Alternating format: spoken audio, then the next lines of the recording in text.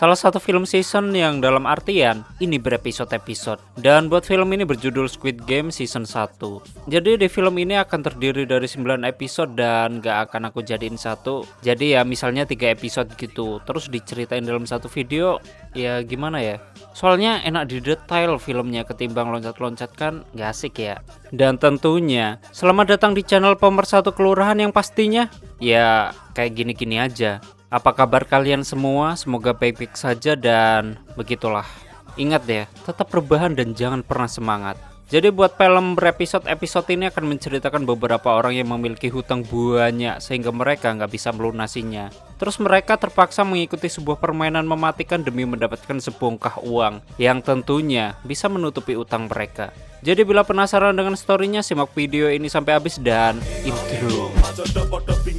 Nonton tatahing saiki akeh sing bambung, sing gedhe saya mlendung, sing cilik do glimpung. Ora gak jaluk tulung rekoso jek dipendung. Nek wis do ning dhuwur sok kuwo sejarene. Iso ning mung ngatur ning ora toto tingkah. Selamat datang di channel Zura 14 dan selamat menonton.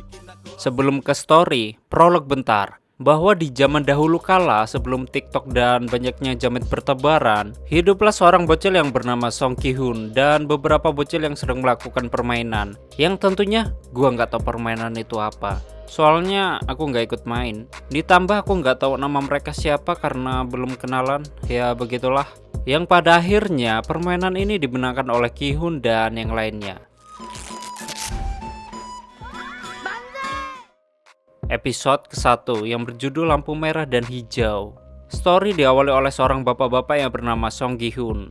Dan di sini dia diberi uang oleh ibunya yang bernama Lee Ji-ha. Ki-hoon disuruh oleh ibunya untuk memberikan hadiah ulang tahun untuk anaknya dan dia bernama Ga-yeong. Ditambah ibunya menyuruh Ki-hoon membelikan makanan yang lezat untuk Ki-yeong. Namun Ki-hoon berargumen bahwa uang segitu nggak bakal dapat makanan lezat, sehingga Ki-hoon meminta uang yang lebih banyak. Lalu ibunya memberikan uang tambahan 20.000 won lagi. Waktu ibunya pergi, Ki-hoon mencari ATM yang disimpan ibunya. Setelah itu dia ke ATM untuk mengambil uang lebih banyak lagi, namun hal itu sia-sia karena pinnya udah diubah sama ibunya. Kemudian temannya yang bernama Nyolong, dia menyuruh Ki-hoon untuk memasukkan password dengan tanggal lahir ibunya. Namun Ki-hoon tidak mengetahui tanggal lahir ibunya. Hingga Ki-hoon hanya mempunyai satu kali kesempatan untuk memasukkan passwordnya. Dan yang terakhir, dia bisa membuka ATM-nya. Yang ternyata passwordnya adalah hari ulang tahun anaknya. Lalu dia mengambil uang dan pergi ke tempat perjudian.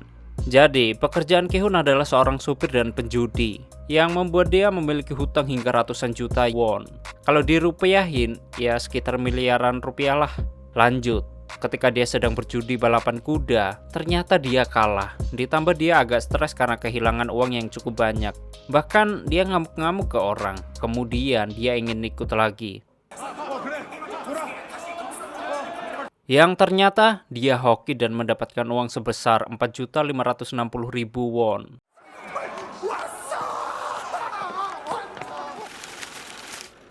Karena menang dan bahagia, dia memberikan tip ke kasir sebesar 10.000 won untuk membeli kopi. Waktu di depan kantor penjualan, Ki-hoon sedang menelpon anaknya dan menjanjikan mainan yang banyak dan makanan yang enak. Dan tiba-tiba, dia melihat beberapa rentenir yang mencarinya. Melihat mereka, Ki-hoon langsung melarikan diri menuju ke dalam kantor lagi.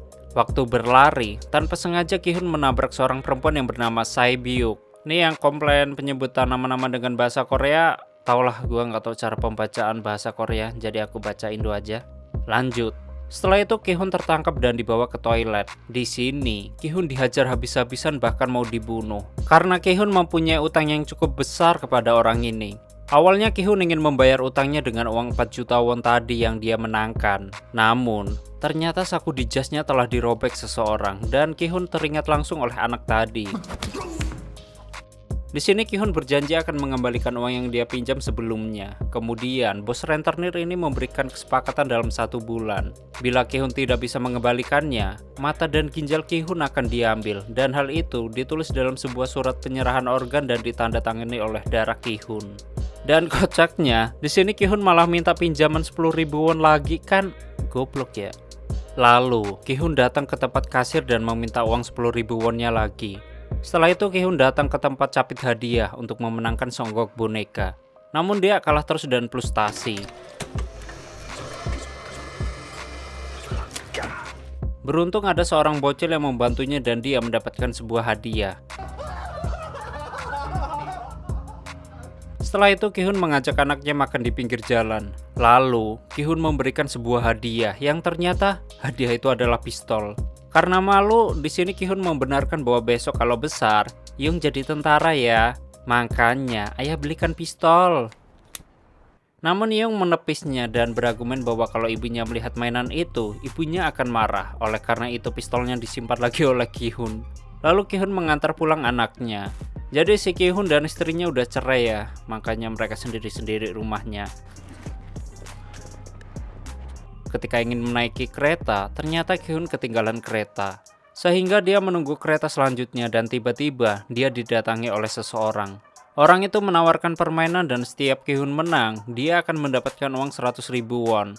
Namun kalau kalah, ya sebaliknya. Orang itu pun menunjukkan jenis permainannya dan uang beberapa ratus ribu won.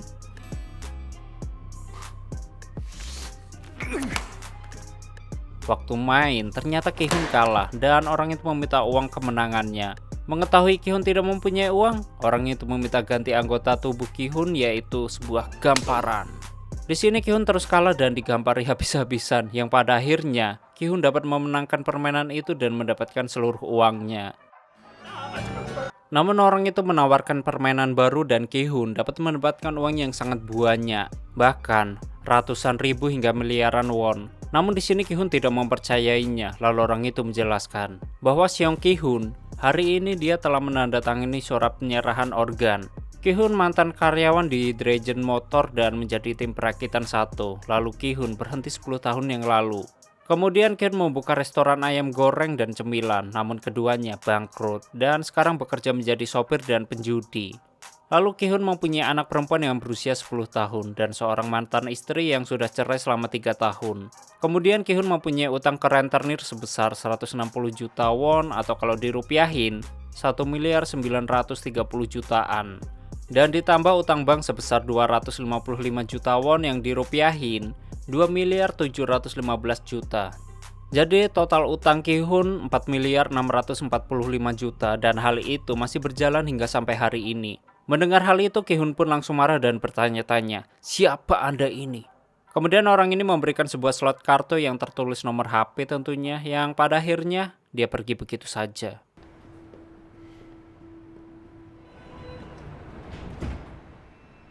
Setelah itu Ki-hun pulang dan membeli ikan di tempat saudaranya untuk makan malam bersama ibunya. Di sini Ki-hun ngobrol dengan Bi Jong-ho. Bi Jong-ho melihat Ki-hun begitu girang dan senang, lalu menganggap Ki-hun sedang mabuk. Ki-hun pun menjelaskan bahwa dia senang mendapatkan banyak uang. Namun Bi Jong-ho mengira kalau Ki-hun habis berjudi lagi atau mencuri. Akan tetapi Ki-hun menepisnya karena uang itu dia dapat dari hasil tubuhnya sendiri. Ya, digamparin. Lalu Ki-hun bertanya soal keberadaan anak Bi Jong-ho yang sudah lama tak pulang, dan anak itu bernama Sang-wo. Bi Jong-ho memberitahu bahwa Sang-wo sedang melakukan bisnis di luar negeri. Lalu Ki-hun marah karena Wo sudah tidak memperdulikan Ki-hun. 장우 집에 오면 나한테 연락 좀 하라고요.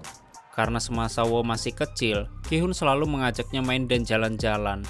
Ditambah waktu sudah besar, Ki-hun yang membantunya masuk ke kuliah di SNU. Waktu pulang, Ki-hun melihat kucing yang kelaparan. Lalu Ki-hun memberikan ikan yang dia beli ke kucing itu. Sungguh pria yang baik. Waktu di rumah, sebagian uang milik Ki-hun diberikan ke ibunya. Namun ibunya Ki-hun mengira kalau uang itu adalah hasil judi atau mencuri. Lalu Ki-hun menjelaskan bahwa uang itu dari hasil keringatnya sendiri. Lalu ibunya memberitahu bahwa anaknya dan suami baru mantan istrinya, mereka akan pindah ke Amerika. Mendengar hal itu Ki-hun pun syok. Dan dia langsung teringat bahwa di tahun depan Ki-hun akan membelikan Yung hadiah ulang tahun yang sangat bagus. Namun hal itu akan sia-sia. Kemudian ibunya menyuruh Ki-hun untuk mendapatkan hak asuh Yeong. Namun Ki-hun masih bingung cara mendapatkan hak asuhnya. Kemudian ibunya memberikan semangat ke Ki-hun bahwa seorang ayah harus bisa membuktikan kemampuannya untuk membiayai kehidupan anaknya. Maka dari itu sang ayah akan mendapatkan hak asuh anaknya dan jangan biarkan Ki-hun terpisah dengan Yeong.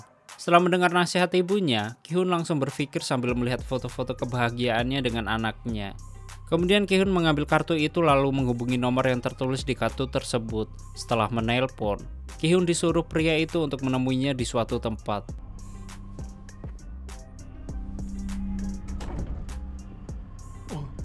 Waktu di dalam mobil, Ki-hun dibius dengan asap. Dan ketika terbangun, Ki-hun berada di suatu tempat yang begitu banyak peserta dengan nomor masing-masing. Lalu para peserta dikontol oleh para penjaga yang pakai baju aneh kayak Power Rangers gitu, dan seorang kepala pemimpin yang bernama Frontman.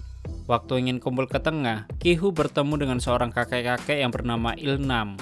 Dan dia sedang menghitung para peserta yang ternyata nomor milik Ki-hun adalah peserta terakhir, sedangkan nomor Il-nam adalah peserta pertama.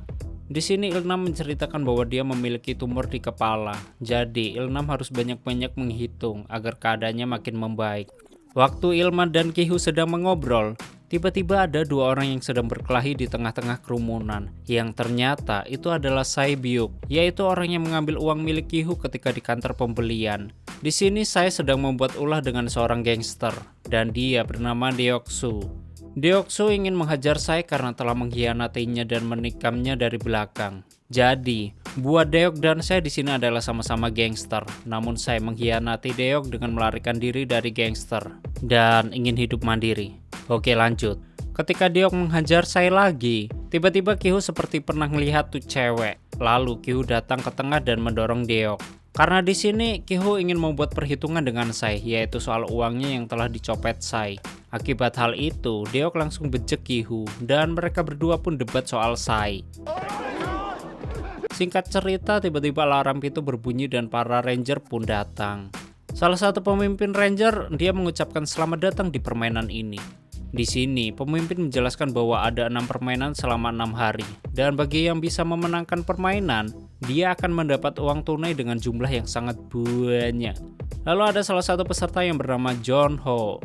Dia berargumen, 갑자기 마취시켜서 핸드폰 지갑 다 뺐고 bagaimana kami mempercayai permainan ini?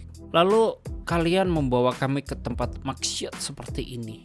Lalu kalian tiba-tiba datang sambil berkata akan memberikan uang dalam jumlah besar kepada kami. Ya, kami nggak akan percaya. Lalu pemimpin menjelaskan, 보안 유지를 위해 어쩔 수 없이 취한 조치였을 뿐입니다. dan semua barang-barang akan dikembalikan ketika permainan sudah berakhir. Lalu salah satu peserta yang bernama Kimi Oh, dia bertanya, 그럼 가면은 왜 쓰고 있는 거죠? pemimpin mengatakan bahwa mereka ingin menjaga kerahasiaan staf mereka, termasuk wajah, karena hal itu dilakukan supaya permainan tetap adil dan rahasia. Lalu ada peserta yang bernama Sangwoo, dan kalau kalian ingat ketika Ki-hu sedang belanja di toko milik Bi Jong-ho, di situ Ki-hu menanyakan soal keberadaan anaknya. Dan inilah anaknya Bi Jong-ho yang bernama Sangwoo. Jadi ya dia di sini. Sangwoo bertanya ke pemimpin soal perkataan pemimpin yang sama sekali tidak dipercayai Wo, karena beranggapan para ranger telah menculik dan mengurung para peserta. Lalu Wo ingin meminta satu alasan supaya para peserta percaya dengan para ranger.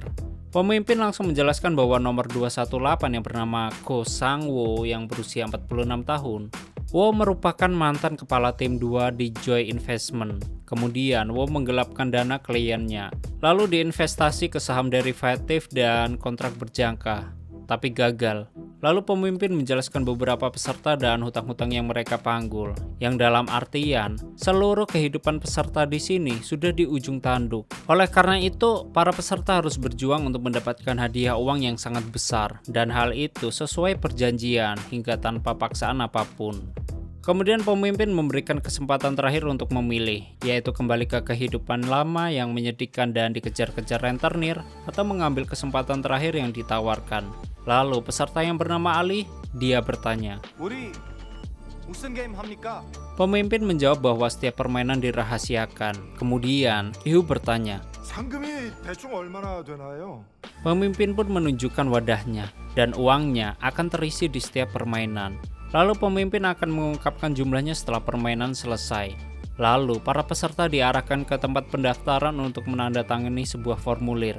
Dan formulir itu berisi tentang Pasal 1, pemain tidak boleh berhenti bermain. Pasal 2, pemain yang menolak permainan akan dieliminasi.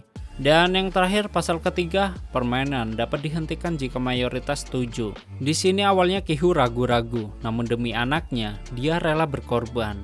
Kemudian mereka digiring ke tempat foto wajah. Waktu di perjalanan, mereka melihat labirin yang indah dan berwarna-warni, namun laknat. Di sini mereka disuruh foto wajah dengan gaya yang disukai, dan hasil foto mereka masuk ke monitor frontman yang mengawasi mereka.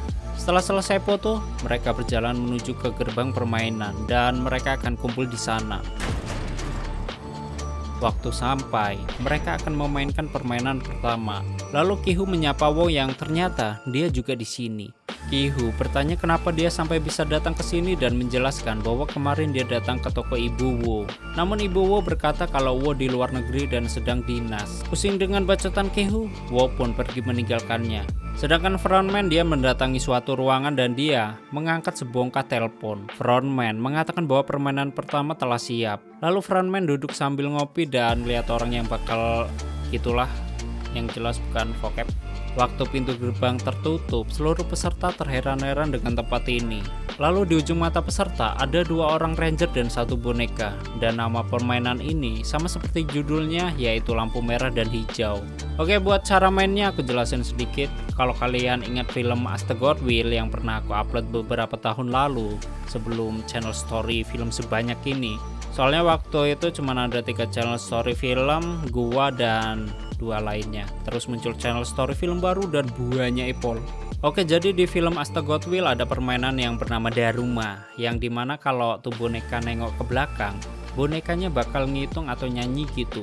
Dan setelah hitungan itu habis, terus bonekanya nengok ke kita dan kitanya masih bergerak, kepala kita bakal pecah. Itu kalau di film As the God Will, dia kayak pakai sihir-sihir gitulah. Dan kalau di sini nggak jauh beda, cuman yang bedain, kalau yang kelihatan gerak ketika bonekanya nengok ke kita langsung ditembak mati. Ya ini kayak real gitulah, pakai teknologi bukan sihir-sihiran. Oke, jadi gitulah cara mainnya. Lanjut. Setelah boneka menengok ke belakang, permainan pun akan dimulai. Dan para peserta beranggapan bahwa ini adalah permainan waktu kecil. Lalu mereka harus menyelesaikan permainan ini dalam waktu 5 menit. Bila waktunya habis, yang masih di dalam garis yang ditentukan akan mati. Lalu permainan dimulai dan waktu juga dimulai. Awalnya seluruh peserta menyepelekan. Setelah salah satu pemain ditembak, mereka sempat kebingungan. Lalu salah satu pemain mengeceknya dan melihat yang ditembak tadi telah balik ke lobi. Yang kemudian area permainan menjadi rusuh dan banyak korban berjatuhan. Mereka yang bergerak dan ingin keluar dari halaman dibantai habis-habisan.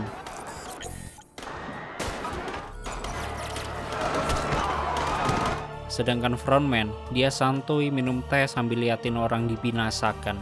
Sungguh keji sekali, tapi nggak apa-apa daripada ngurusin banyak utang. Dan total korban cukup banyak yang berjatuhan, sedangkan kakek 6, dia dengan santunya terus maju sambil mendengarkan suara boneka. Sedangkan peserta yang lainnya, mereka juga mengikutinya. Namun tetap saja ada beberapa yang balik ke lobi. Sedangkan Ki-hoo, dia gemetaran dan ketakutan dengan permainan ini. Namun di sini Wo mencoba menenangkan Ki-hoo. Dan Wo memperingati jangan menengok ke belakang atau kamu akan mati. Wo menjelaskan bahwa boneka itu pendeteksi gerakan, jadi kamu harus berjalan di balik seseorang bila mau selamat. Wo kembali mengingatkan Ki-hoo bahwa sudah nggak ada waktu lagi. Lalu Ki-hoo mencoba bangkit dan berjalan sesuai arahan. Sedangkan Sai, dia berlindung di balik Deok. Dan bila macam-macam saya akan membinasakan Deok. Sedangkan frontman dia tetap santuy sambil mendengarkan musik jazz. Singkatnya, ketika waktu kurang 1 menit, banyak peserta yang balik ke lobi, sedangkan yang lainnya berhasil menyelesaikan permainan.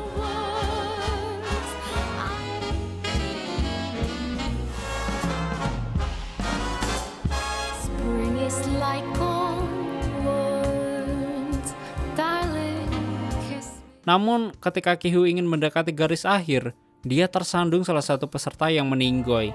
Beruntungnya, dia dibantu oleh Ali. Yang pada akhirnya Ali dan Ki-hoo berhasil loncat ke garis akhir permainan. Lalu waktu pun habis.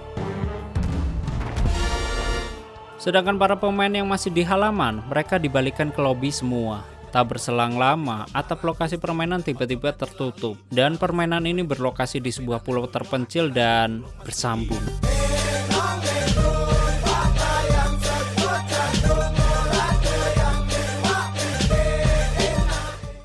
Oke, seperti itulah story film Squid Game episode 1, dan buat episode keduanya di video selanjutnya.